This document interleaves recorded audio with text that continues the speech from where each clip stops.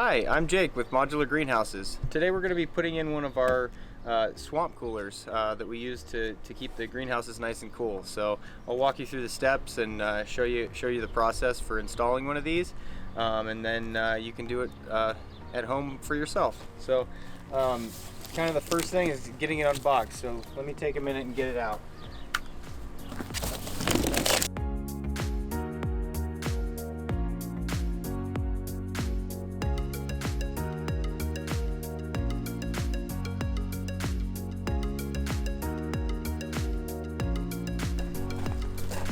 Okay, and then we're just going to take out all the cardboard packaging.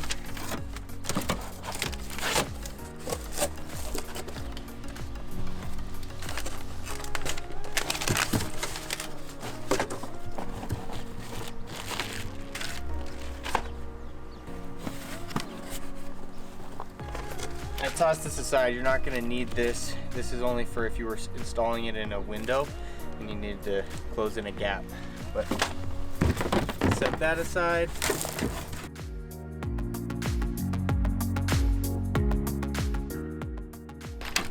You need this. You have a bag that comes with your hose line connection and your remote control and everything, so make sure you set that somewhere safe.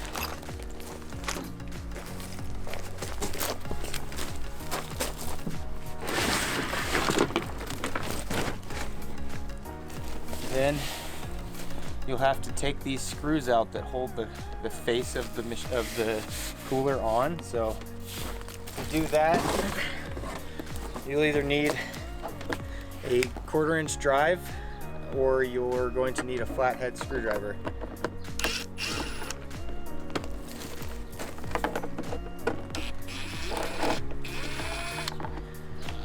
So there's 2 on top, here and here, and then there's also 2 on the bottom.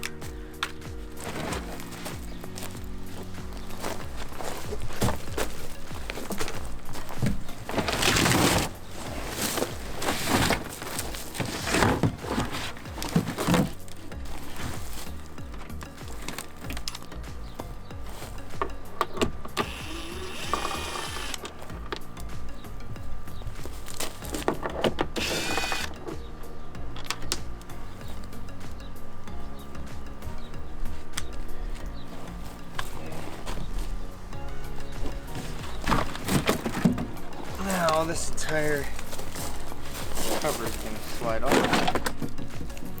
One firm tug on it and it should pop loose.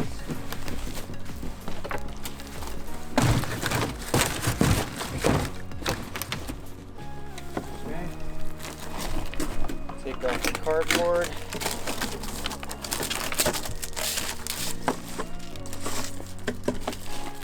Now we're gonna have to take the faceplate off, so I usually try and lean it up against something. Okay.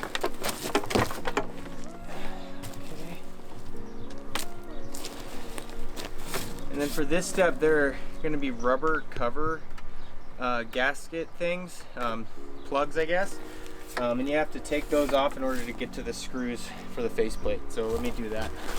So just something with a small blade.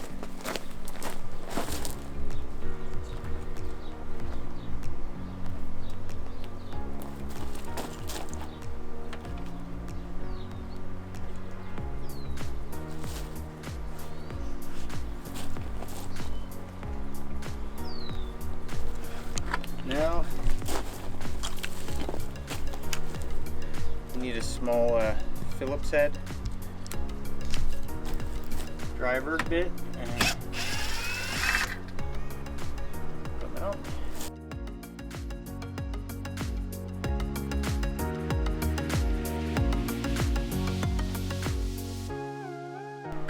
Some of the screws may not come all the way out, so make sure that when you pull this out, you keep the face up so that the screws are pointing down and they don't fall out and get lost. So let's see here. Now we're unclipping the control wiring and we're going to unplug the pump here. Okay, and now our whole faceplate is free. So I'm going to take this over and set it face up somewhere safe. Okay.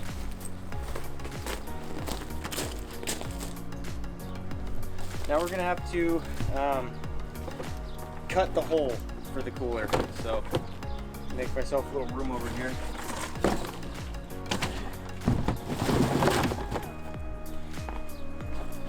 I'll need a tape measure.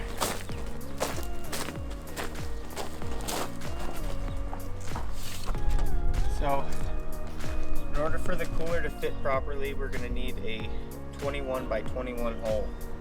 And I found that when you're cutting this plastic, if you can make your cuts near to a frame member, it makes it easier to cut. So I'm gonna mark 21 inches from the frame here. Maybe leave yourself like an extra 1/8 of an inch for wiggle room, but roughly 21 inches.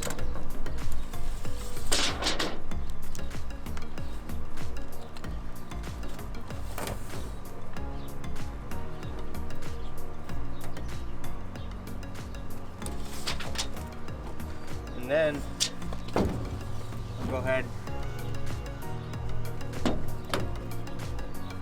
and mark 21 inches down.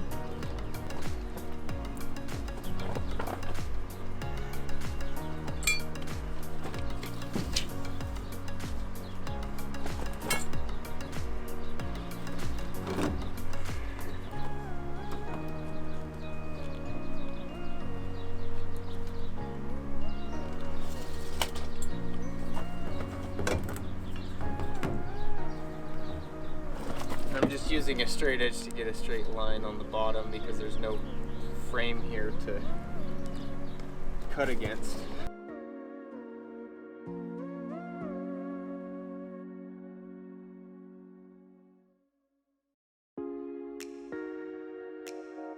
Now you can use a saw, but it's going to create a lot of dust, so we generally just use a razor knife to cut this stuff.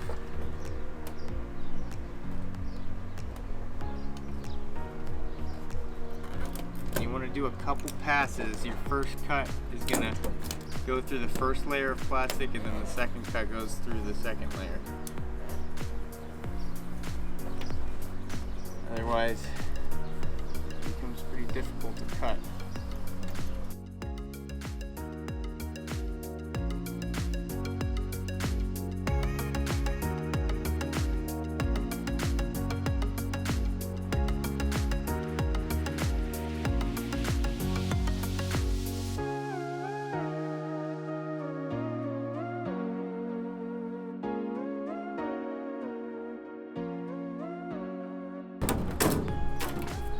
There it is. Okay.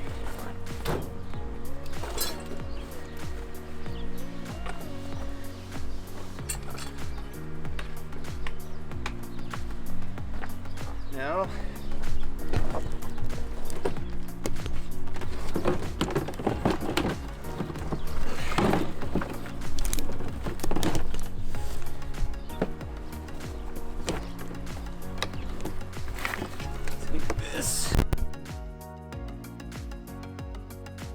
so before I get this permanently attached to the building, I'm going to come in with a razor blade and just scrape the top edge of there's a lip on the top edge of the swamp cooler, and to make the back cover fit more easily, we'll just kind of clean that up. It comes from the factory kind of a little bit messy, so.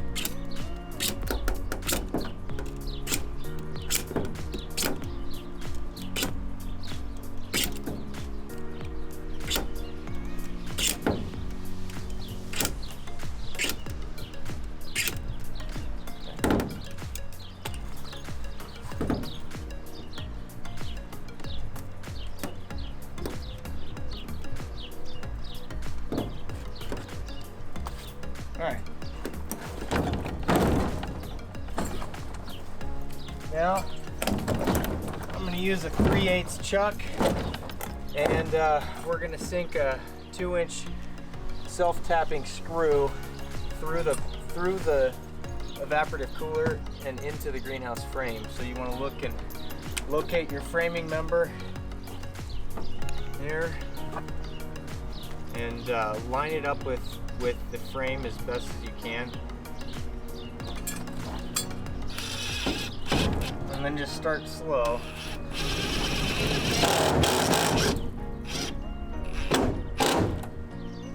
Okay. And now you want to be sure, best to throw a level on it before you sink the second screw. Make sure that the cooler's level. So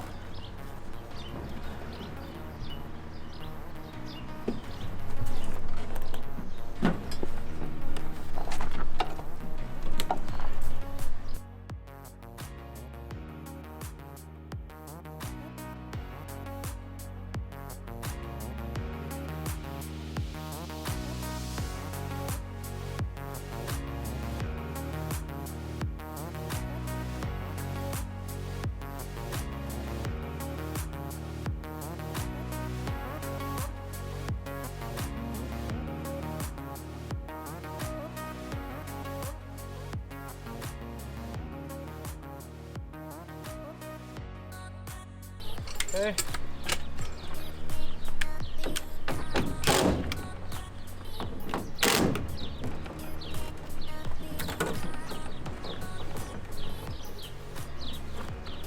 Now that that's touched the building, I'm just going to put a 1-inch self-tapping screw to hold the fan in to the housing.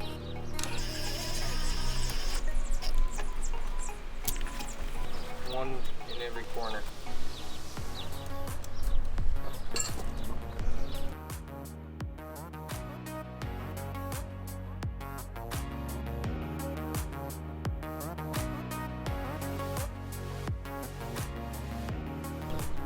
Now we're solid.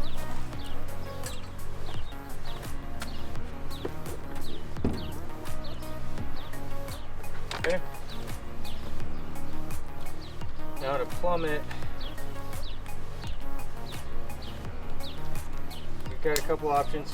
The coolers come equipped with this device that constantly pumps some of the water out and onto the ground. You can leave that as is if you have really hard water and a lot of mineral buildup, but here we have pretty clean water, so I'm going to disable that feature by pulling this out and just allowing it to run into the reservoir. So we'll just install this standpipe and it'll just act as an overflow and it won't constantly drain. So make sure everything's clean in here, your fittings are clean, and your rubber gasket is intact before you put that on. And then you'll just stick it through and tighten the nut on the bottom.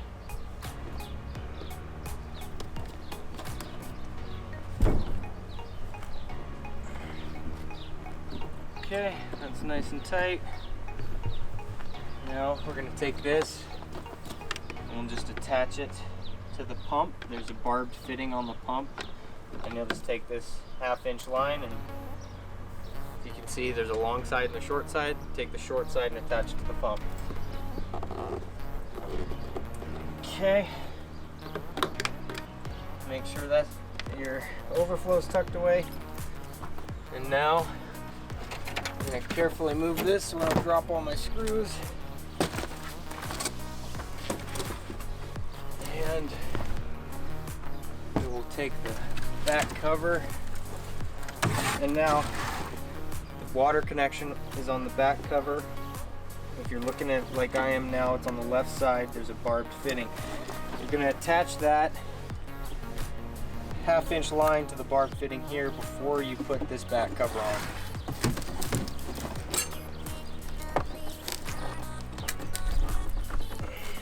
Okay, attached there.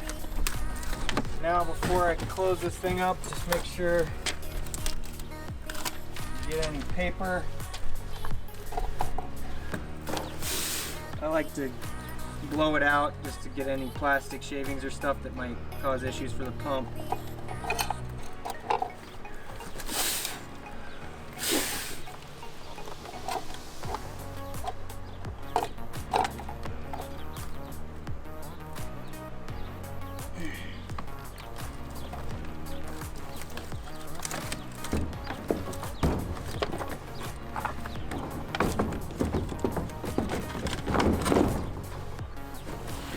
Okay. Now, if you are confident in how everything's plumbed and you don't think you'll need to take the cover back off, you can go ahead and put the screws back in it, but for now I'm going to leave mine out just in case there's anything I need to fix. So that's it for outside, and now we'll go in and install the front cover.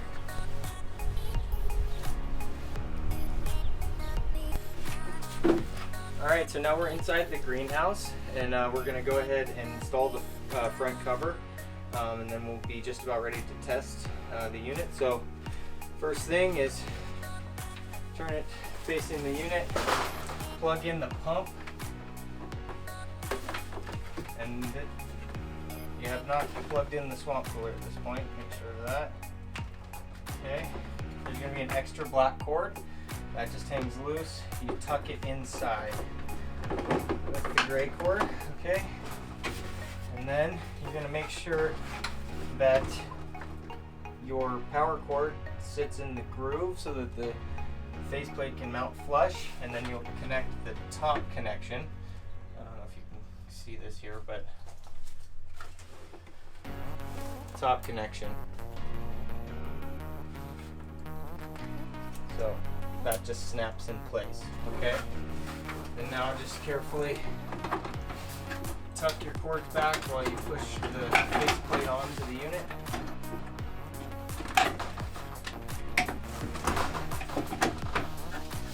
Okay. And the alignment is pretty important with these screws, so just go slow. And you can look over on the side, make sure you're lined up.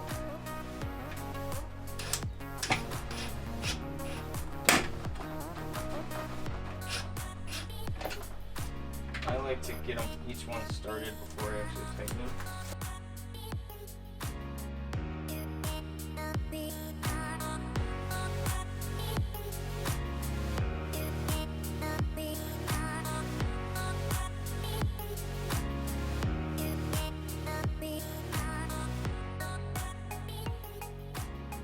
Now we need to connect water, so go get a hose. Need this brass connection for connecting a hose.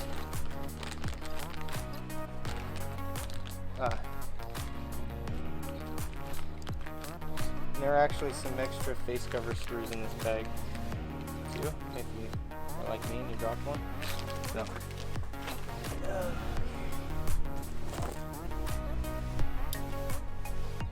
Take that, connect it here.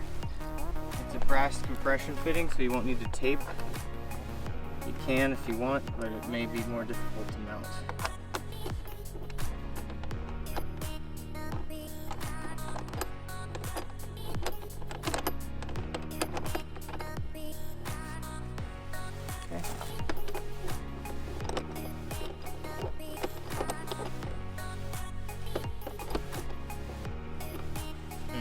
Okay, classic mistake. Gotta pull this back off so that I can access this nut and hold it straight while I tighten the steps. Okay.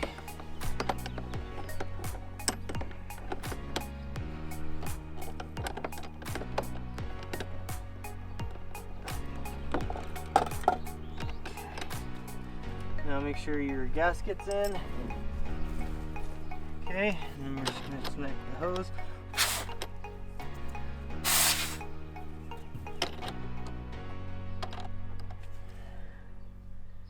Generally a good idea to check your hose, make sure there's nothing in it, or flush some water through it before you connect. I just ran mine so I know it's clean.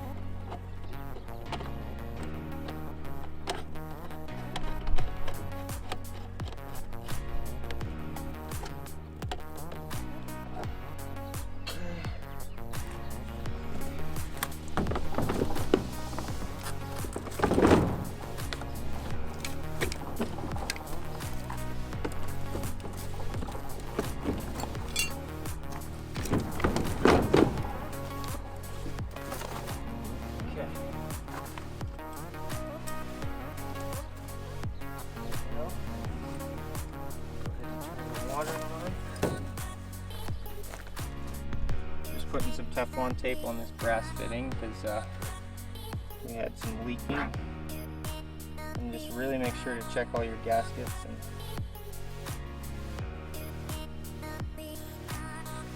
find that everything's seated.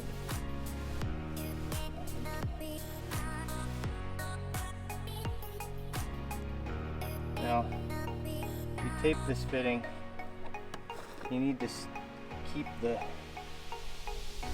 face uncovered. Tape it in a way that you've got tape on the threads, but that this face is uncovered because that's what allows it to seat to the other half. So.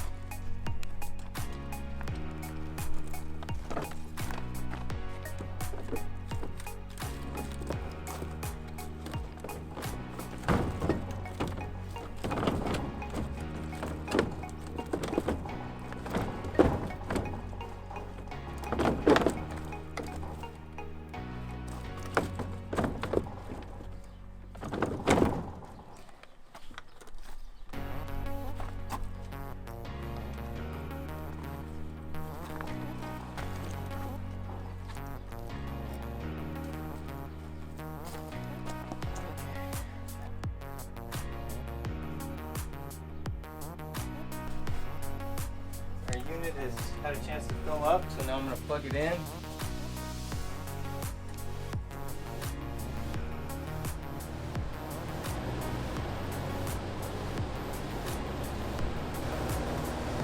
$64 coming out, 63, 64.